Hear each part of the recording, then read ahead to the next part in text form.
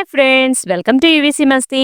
సినిమాకు హీరో ఎంత ఇంపార్టెంటో విలన్ కూడా అంతే ఇంపార్టెంట్. అసలు విలన్ స్ట్రాంగ్ గా లేకపోతే హీరోకు కూడా పెద్దగా గుర్తింపు ఉండదు అనేది సినీ జనాల అభిప్రాయం. అలాంటి విలనిజం పండించాలంటే అది అందరి వల్ల కాదు. కొంతమంది నటులు మాత్రమే విలన్ వేషాలు వేసినప్పటికీ ప్రేక్షకులతో చప్పట్లు కొట్టించుకుని విలన్ పాత్రలకే వన్నె తెస్తుంటారు. అలాంటి వాళ్లల్లో ఒకరే ఒకప్పటి విలన్ పాత్రధారి త్యాగరాజు గారు. సినీ రంగంలోకి అడుగుపెట్టిన మొదటి సినిమాలోనే తన అభిమాన హీరో అయిన అన్నగారు ఎన్టీఆర్ గారి సినిమాలో విలన్ గా నటించి శభాష్ అనిపించుకున్నారు. అటువంటి త్యాగరాజు గారు సినిమాల్లో బిజీగా రాణిస్తున్న సమయంలో హఠాత్తుగా ఈ లోకాన్ని విడిచి కానరాని లోకాలకు వెళ్లిపోయారు. కెరీర్ పీక్స్ లో ఉండగానే 50 ఏళ్లకే ఆయన ఎలా చనిపోయారు? అసలు ఎల్ఎల్బి పట్టభద్రుడైన త్యాగరాజు గారు సినిమాల్లోకి ఎలా వచ్చారు? ఆయన వ్యక్తిగత సినీ జీవితంలోని అనేక విశేషాలు ఈ వీడియోలో చెప్పుకుందాం. స్కిప్ చేయకుండా వీడియో చివరి వరకు చూడండి. అలాగే మన ఛానల్లో చాలా మంది సినీ ప్రముఖుల గురించిన వీడియోలు వస్తూనే ఉంటాయి. మిస్ కాకుండా చూడాలంటే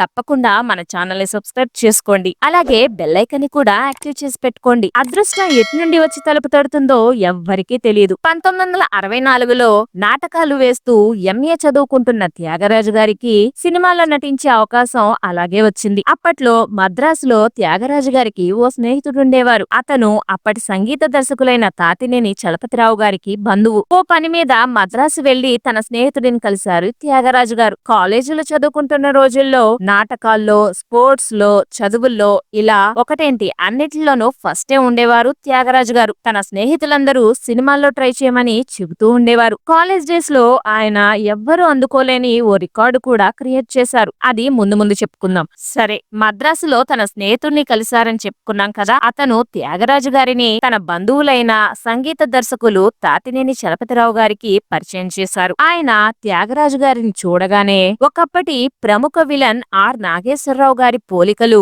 త్యాగరాజు గారిలో ఉన్నాయని గమనించి అప్పటికి ఆయన పనిచేస్తున్న మంచి మనిషి అనే సినిమాలో విలన్ గా నటించే అవకాశం కల్పించారు. ఫ్రెండ్స్, ఆర్ నాగేశ్వరరావు గారి గురించి తెలుసుకోవాలంటే మన ఛానల్లో ఓ వీడియో ఉంది, ఓసారి చూసేయండి. మంచి మనిషి సినిమాలో హీరో ఎన్టీఆర్ గారు. మొదటి సినిమాలోనే తన అభిమాన హీరో సినిమాలో విలన్ గా అవకాశం రావటంతో త్యాగరాజు గారి ఆనందానికి హద్దుల్లేవు. మంచి మనిషి సినిమాలో దొంగలముఠ నాయకుడిగా నటించి పరిశ్రమలో ఇటు ప్రేక్షకుల్లో కూడా మంచి పేరు తెచ్చుకున్నారు. నటుడిగా ఆయనకు అంత మంచి పేరు రావటానికి ఆయనకు నాటకాల్లో ఉన్న అనుభవమే కారణం అని చెప్పక తప్పదు. ఆ వివరాలు తెలియాలంటే ఆయన చిన్నతనంలోనికి ఒకసారి వెళ్ళి చూడాలి. అప్పట్లో తెలంగాణ నుండి సినిమాల్లోకి వచ్చి సక్సెస్ అయిన వాళ్ళు చాలా తక్కువ. కాంతారావు గారు, ప్రభాకర్ రెడ్డి వంటి చాలా తక్కువ మంది నటులే అప్పట్లో తెలంగాణ నుండి వచ్చి సినీ పరిశ్రమలో తనకంటూ ఓ గుర్తింపు తెచ్చుకున్నారు. ఆ కోవలోకే త్యాగరాజు గారు కూడా వస్తారు. త్యాగరాజు గారు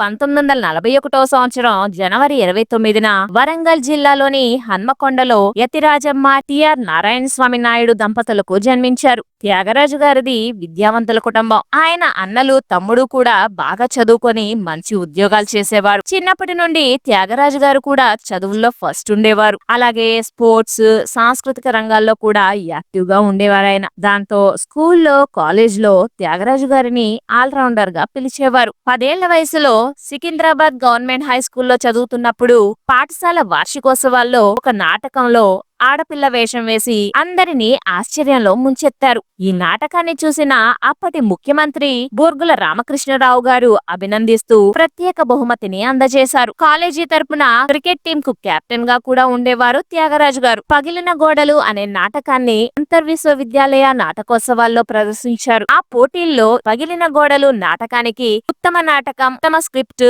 ఉత్తమ నటుడు బహుమతులతో పాటు త్యాగరాజు పోషించిన రిక్షావాడి పాత్రకు ఉత్తమ సహాయ నటుడి బహుమతి వచ్చింది. ఒక నాటకానికి అన్ని బహుమతులు రావడం ఆంధ్ర విశ్వవిద్యాలయ చరిత్రలో అదే మొదటిసారి. అప్పటికి అదొక రికార్డ్. ఈయన టాలెంట్ చూసి ఆంధ్ర యూనివర్సిటీ వారు ఎంఏ అక్కడే చదవమని ఆఫర్ కూడా ఇచ్చారు. కానీ త్యాగరాజు గారు సున్నితంగానే తిరస్కరించి ఉస్మానియా విశ్వవిద్యాలయంలోనే ఎంఏ, ఎంఫిల్, ఎల్ఎల్బి చేశారు. ఆ తరువాత వరంగల్లో మిత్రులందరితో కలిసి కాకతీయ కళా సమితి అనే సంస్థను స్థాపించి చాలా నాటకాలు వేసేవారు. ఈ నాటకానుభవమే తన మొదటి సినిమా మంచి మనిషిలో ఆయన పాత్రకు అంత పేరు రావటానికి ఉపయోగపడిందని చెప్పొచ్చు. ఆ తరువాత ఆయనకు వేషాలు వరుసగా వచ్చాయి. మంచి మనిషి తరువాత ఎన్టీఆర్ గారి మరో సినిమా పల్నాటి యుద్ధంలో వీరభద్రుడిగా మరో గుర్తింపు పొందే పాత్రలో నటించి మెప్పించారు. అయితే ఈ సినిమా విషయంలో చిన్న గమ్మత్తైన విషయం జరిగింది. అదేంటో చెప్పుకునే ముందు మా వీడియో నచ్చినట్లయితే మర్చిపోకుండా ఓ లైక్ ఇవ్వండి ఫ్రెండ్స్. ఇచ్చారా?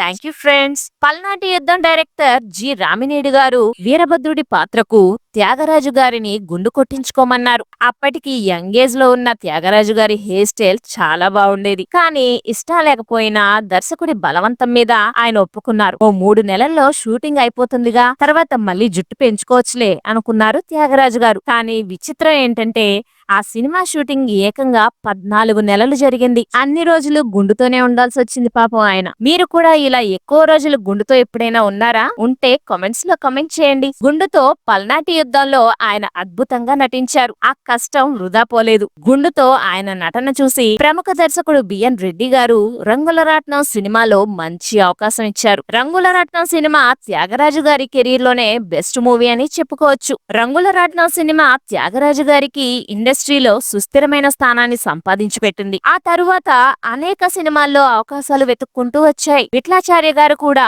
ఎన్నో మంచి వేషాలు త్యాగరాజు గారికి ఇచ్చారు. అత్యంత దుర్మార్గుడైన విలన్ వేషాలు వేయడంలో తనకు తానే సాటి రాగలడనే పేరు తెచ్చుకున్న త్యాగరాజు గారు పాప కోసం, శ్రీ షిర్డీ సాయి మహత్యం వంటి చిత్రాల్లో సాత్విక పాత్రలు ధరించి ప్రేక్షకుల సానుభూతిని కూడా పొందారు. అల్లూరి సీతారామరాజు సినిమాలో కరుడుగట్టిన బ్రిటిష్ పోలీస్ ఆఫీసర్ బాస్టన్ దొరగా త్యాగరాజు గారు అద్భుతంగా నటించారు. విలనిజంలో కామెడీని కూడా మిక్స్ చేసి నటించడంతో ప్రేక్షకులు ఆయన్ని ఎక్కువ కాలం గుర్తుపెట్టుకునేవారు. 27 సంవత్సరాల సినిమా కెరీర్ లో ఏడాదికి సగటున 10కి మించిన సినిమాల్లో నటించేవారు ఆయన. ఒకానొక సమయంలో క్రైమ్ సినిమాల్లో ఎక్కువగా నటించారు. క్రైమ్ సినిమాలకు డిమాండ్ తగ్గడంతో ఆయనకు అవకాశాలు తగ్గాయి. ఆ సమయంలో తన స్నేహితుడు ప్రభాకర్ రెడ్డి గారు గాంధీ పుట్టిన దేశంలో మంచి పాత్ర ఇచ్చి ఆదుకున్నారు. ఆ తరువాత మళ్ళీ బిజీ అయ్యారు. ప్రభాకర్ రెడ్డి గారు లేకపోతే వరంగల్ తిరిగి వెళ్లిపోయి వ్యాపారం చేసుకోవాల్సి వచ్చేదని త్యాగరాజు గారు పదే పదే చెప్పేవారు. అంతటి గొప్ప నటుడు ఉన్నట్టుండి హఠాత్తుగా 50 ఏళ్లకే మనకు దూరమయ్యారు. ఆ వివరాలేంటో ఇప్పుడు చెప్పుకుందాం. త్యాగరాజు గారు తన అక్క కుమార్తెను పెళ్లి చేసుకున్నారు. వీరికి పిల్లల్లేరు. తన అన్న పిల్లలలో పెద్ద కుమారుని దత్తత తీసుకున్నారు. అంతేకాదు తన అన్న మరో కూతుర్ని కూడా బాగా చదివించారు త్యాగరాజు గారు. 1991లో ఫిబ్రవరి 24న హైదరాబాద్ లోని తన సోదరుని ఇంట్లో విశ్రాంతి తీసుకుంటుండగా అకస్మాత్తుగా గుండెపోటు వచ్చింది. ఆసుపత్రికి తరలిస్తుండగానే మార్గ మధ్యలోనే ఆయన తుదిశ్వాస విడిచారు. ఆయన నటించగా విడుదలైన చివరి చిత్రం 1991లో వచ్చిన ప్రేమ ఖైదీ. వ్యక్తిగతంగా త్యాగరాజు గారు చాలా మంచి మనిషి. తన తోటి చిన్న చిన్న ఆర్టిస్టులకు ఆర్థిక సహాయం అందించి వారిని ఆదుకునేవారు. అందరితో చాలా మంచిగా ఉండేవారు. ఇంత మంచి మనిషి కావటం వల్లనో ఏమో దేవుడు ఆయన్ని తొందరగానే తీసుకెళ్లిపోయాడు. ఇంకో గమనించదగ్గ విషయం ఏంటంటే మొదటి సినిమాలో త్యాగరాజు గారిలో ఒకప్పటి నటుడు ఆర్ నాగేశ్వరరావు గారి పోలికలున్నాయని, విలన్ వేషానికి చలపతిరావు గారు రికమెండ్ చేశారని చెప్పుకున్నాం కదా. ఆ ఆర్ నాగేశ్వరరావు గారు కూడా నటుడిగా బిజీగా ఉన్న సమయంలోనే చిన్న వయసులోనే కాలం చేయటం కాకతాళీయమనే చెప్పాలి. మీరేమంటారు ఫ్రెండ్స్? కామెంట్స్ లో చెప్పండి. ఇది ఫ్రెండ్స్ విలన్ త్యాగరాజు గారికి సంబంధించిన వివరాలు. ఈ వీడియో గురించి మీ అభిప్రాయాలను కింద కామెంట్ బాక్స్ లో రాయండి. మా వీడియో నచ్చినట్లయితే మర్చిపోకుండా లైక్ చేయండి. అలాగే మరింత మంది ప్రముఖుల గురించి తెలుసుకోవడానికి మా ఛానల్ ని సబ్స్క్రైబ్ చేసి పక్కనే ఉన్న బెల్ ఐకాన్ కూడా ప్రెస్ చేయండి friends. Thanks for watching friends. జై హింద్.